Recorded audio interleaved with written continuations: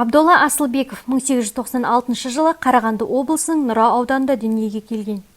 Ауылда ашылған бірінші бастауыш татар медресесіне оқуға түсіп, оны 1913 жылы бітіріп шығады. 1914 жылы Қызылжарға келген Абдолла осындағы мұғалімдер даярлайтын қазақ мектебіне түсіп, жастар арасында белсенді жұмыс жүргізуге бой ұрады. 1916 жылғы ұлт-азаттық көтерілісіне араласады.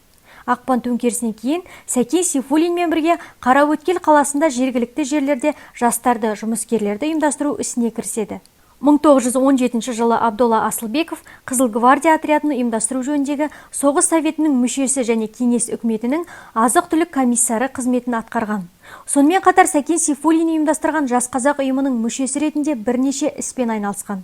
Ұйым мүшелері халық арасында еркін жетіп, онымен тілдесу, сырласу үшін айна деген журнал шығарады. Көп ұзамай Тіршілік атты газет дүниеге келеді.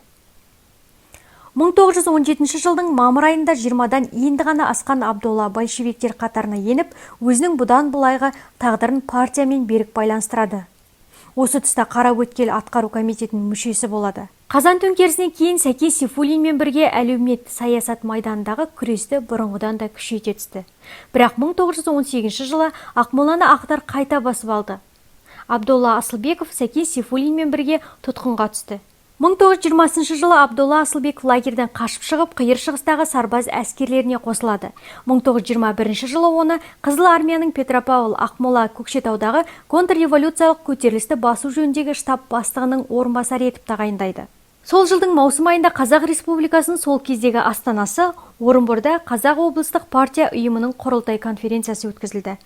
Қазақстандық коммунистердің осы тұңғыш бас қосуында оған делегат ретінде қатысқан Абдолла Асылбеков облыстық комитеттің мүшесі болып сайланды. Ал келер 1922 жылдың ақпанында өткізілген облыстық екінші партия конференциясында ол облыстық комитеттің екінші хатшысы болып сайланды. Абдолла Асылбеков 1923-1926 жылдары Тимирязев атындағы ауыл шаруашылық академиясында оқыды. 1926-28 жылдары Қостанай округтік атқару комитетінің төрағасы болды.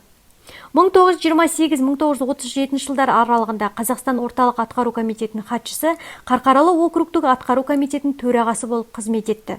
1937 жылы қуғын-сүргінге ұшырап, халық жауы деген жаламен атылды.